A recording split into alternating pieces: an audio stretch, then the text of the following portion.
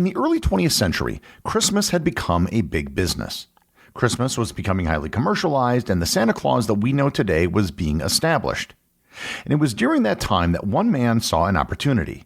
He was able to fill a gap in the market in answering the letters that children were sending to Santa. It was an incredible success, it was incredibly popular, and it was ultimately a giant scam. Learn more about John Duval Gluk and the Santa Claus Association on this episode of Everything Everywhere Daily.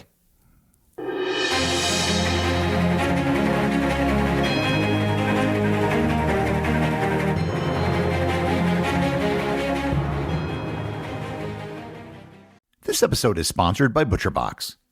It's that time of the year when we soon will be settling in to watch college bowl games in the NFL playoffs.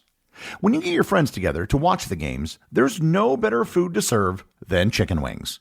And if you're going to have chicken wings, why bother serving wings from a pizza delivery service or a sports bar when you can serve the best wings around? ButcherBox has free-range organic chicken wings. When I make wings, I just put them in my air fryer for 18 minutes at 400 degrees, and they come out perfect. You can add whatever sauce or seasoning you prefer, but I'm happy with just plain old salt and pepper. Sign up today at butcherbox.com/daily and use code DAILY to get free chicken wings for a year. That's 3 pounds of free-range organic chicken wings, free in every order for a year when you sign up at butcherbox.com/daily and use code DAILY. This episode is sponsored by BetterHelp. The holidays are coming up, and while many people look forward to visiting with friends and family, other people often approach the holidays with feelings of dread. Holiday-induced anxiety and depression are real things. This time of year can amplify feelings of loneliness, social pressure, and financial stress. If you're feeling stress, anxiety, or depression during the holidays, BetterHelp is there to help.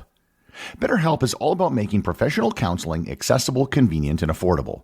With BetterHelp, you can connect with a licensed therapist from the comfort of your own home via online video sessions, chat, or phone calls. No matter where you are or what you're going through, BetterHelp is there for you. Just fill out a brief questionnaire to get matched with a licensed therapist, and you can switch therapists at any time for no additional charge. In the season of giving, give yourself what you need with BetterHelp. Visit BetterHelp.com/everywhere today to get 10% off your first month. That's BetterHelp, HELP.com/everywhere.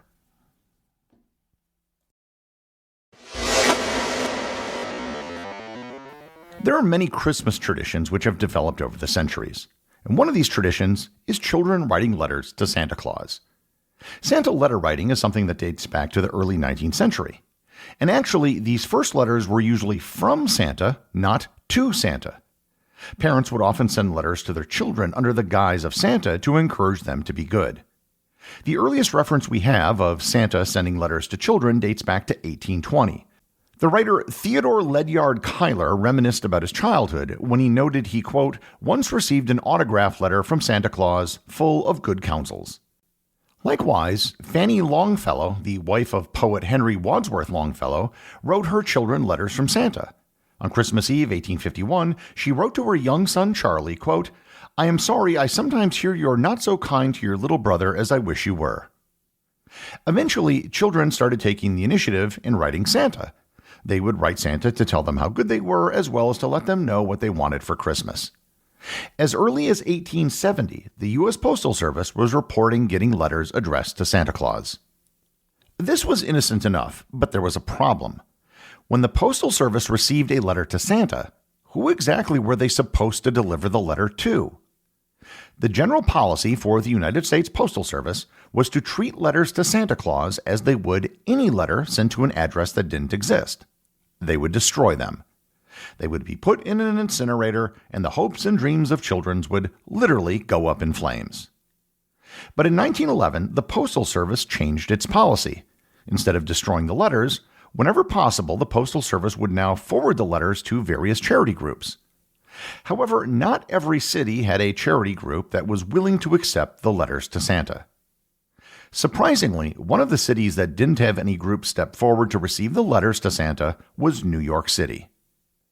Enter into the picture John Duval Gluk, Jr. Gluk was born, believe it or not, on Christmas Day 1878 in the Bedford-Stuyvesant neighborhood of Brooklyn. His grandfather and great-uncle supposedly dressed up as Santa Claus, so he seemed to have had some affinity for Christmas.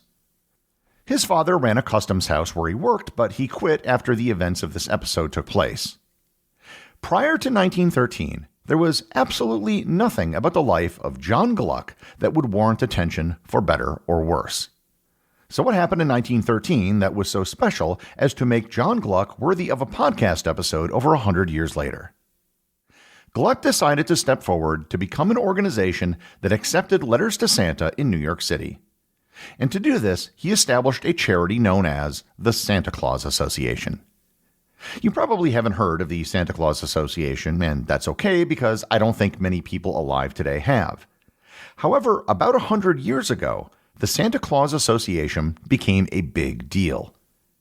The Santa Claus Association would receive the letters from children addressed to Santa and then distribute them to volunteers in the community who would read the letters and reply or maybe even send the child a toy.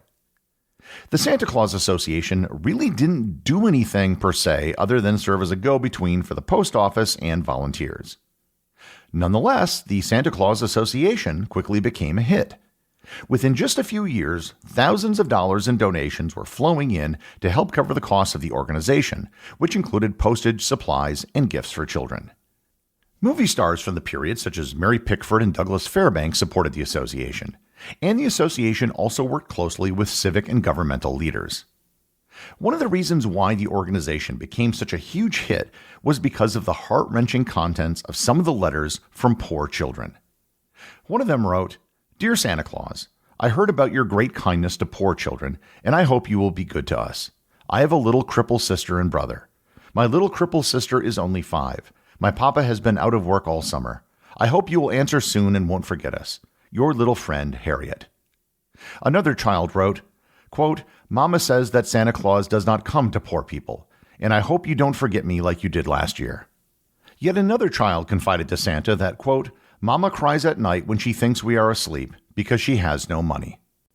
One man who was in prison wrote to Santa asking to be released from jail in time for Christmas, as well as for a lawyer and an appeal. The Santa Claus Association seemed like one of the most wholesome and innocent organizations that a person could support. It was very much a grassroots organization with volunteers from the community providing most of the work around Christmas time. But on Christmas Day 1915, only 2 years after the association was founded, John Gluck, the president of the organization, made a huge announcement. He convened the press and told them that he was going to build the Santa Claus Building.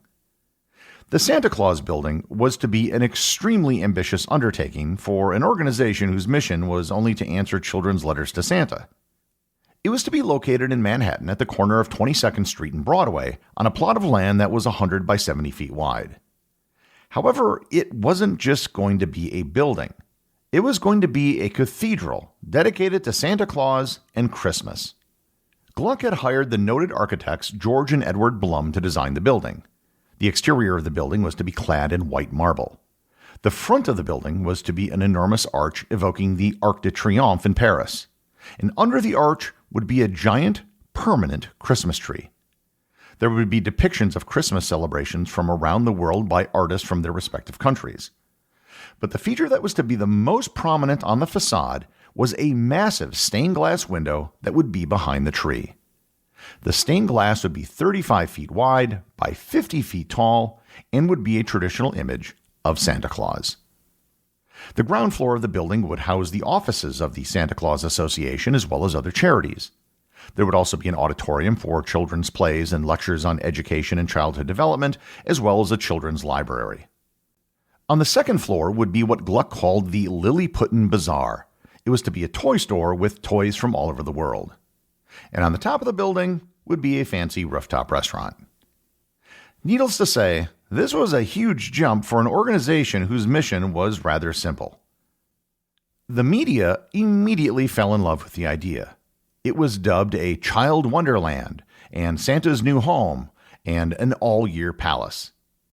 The Hartford, Kentucky Herald newspaper noted, quote, "All effort like this should command commendation, and for one simple reason, if for no other, then it tends to enrich the lives of children." Within the week, newsreels were showing images of the proposed building at movie theaters around the country. When asked exactly what this grandiose temple to Christmas was going to cost, the answer was $300,000, which would be well over $9 million today adjusted for inflation.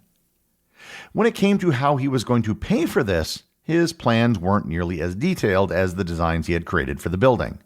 He simply said, quote, "The idea is one which should lend itself to the hearty cooperation of the public," and, quote, "We should probably begin a campaign to ask the mothers of America to contribute to its construction." That was the entire plan for financing the operation. Most newspapers didn't bother asking questions regarding financing. In fact, many explicitly glossed over it. One paper wrote, quote, "Where the money will come from is the simplest problem in the world. Everyone in the world, that is, nearly everybody in the world, owes something to the old gentleman with the snowy beard and the capriciously filled suit, and it is self-evident that nearly everyone who can possibly afford it would be delighted to give something to the erection of a building in the gentleman's honor." End quote. The Santa Claus Association kept operating and branched out to other cities. For years, the organization engaged in fundraising both for the organization itself and for the construction of the Santa Claus building. For the most part, no one bothered to question where the money was going. However, after 15 years of fundraising and no building to show for it, in 1927, the Commissioner for Public Welfare in New York City, Byrd Kohler, opened an investigation into John Gluck and the Santa Claus Association. What he found was astonishing. An audit of the Santa Claus Association found that almost no bookkeeping was conducted for the organization at all. The senior officials in the organization turned out to all be figureheads who didn't do anything. John Gluck did everything in the organization, so no one was able to ask any questions because nobody had a clue what was going on. He had created a mail list with 76,000 names on it to ask for donations, which included some of the wealthiest people in the country, including the likes of the Astors and the Vanderbilts. None of the money raised for the Santa Claus building went towards its construction. In fact, the money raised for postage and presents didn't even go to its intended use. Pretty much everything was going right into the pockets of John Duval Gluk. Moreover, the Santa Claus Association wasn't his only nonprofit group. He also ran organizations called the Defense Reports Committee, the Crusade Against Illicit Traffic in Narcotics, the Serum Control of Cancer, and the Anti-Prohibition Group. All of these organizations were run the same way, with all of the money going directly to Gluck. Oddly enough, because the record-keeping was so bad, there was little to no evidence to actually bring Gluck up on charges of fraud or embezzlement. However, Byrd Kohler was able to take what he found to the Postal Service, which immediately terminated their deal with the Santa Claus Association. The Postal Service brought the project in-house and ran it under the name Operation Santa Claus. It still exists today and is completely run by volunteers who work for the post office. John Gluck moved to Florida and became a real estate agent and died in 1951 at the age of 73. He was never brought to trial for his involvement with the Santa Claus Association. John Gluck was undoubtedly a con man and stole tens of thousands of dollars from people who thought that they were donating to a good cause. But he did at least start the practice of answering letters to Santa. Today, if you want to reach Santa by mail, and assuming you're in an area covered by the U.S. Postal System, you can reach him at 123 Elf Road, North Pole, zip code 88888. And if you've been good, he just might write you back. The executive producer of Everything Everywhere Daily is Charles Daniel. The associate producers are Peter Bennett and Cameron Kieffer. Today's review comes from listener Toffer007 over on YouTube. They write, 5 O-class stars. This podcast entered my life at the end of 2022, and I was immediately hooked on learning new information on subjects I never thought about before. I listen on my daily morning dog walk, and it gets my brain ready to take on the world and work. This podcast makes me want to travel more, learn more, and speak to my family on facts that they may or may not find interesting, only furthering my reputation as a typical dad. I'm also on a mission to get into the Completionist Club, but since you do this every day, I feel like a dog chasing a squirrel that he'll never catch. But the enticing membership lounge and plaque keep me trying. Thank you for all your hard work and time you dedicate to your listeners. Toffer007 in St. Charles, Illinois. And yes, a Bears fan. Misery loves company, and this year Green Bay makes for a great companion. Thanks, Toffer. First, thanks for listening, and good luck on getting into the Completionist Club. Second, I don't know what misery and companionship you're talking about. The Packers are still in the playoff hunt, and the last time I checked, they beat the Bears this year. Again, for the 9th time in a row. If they beat them again on January 7th, it will be the longest winning streak in the 104-year history of the rivalry. Remember, if you leave a review or send me a boostagram, you too can have it read on the show.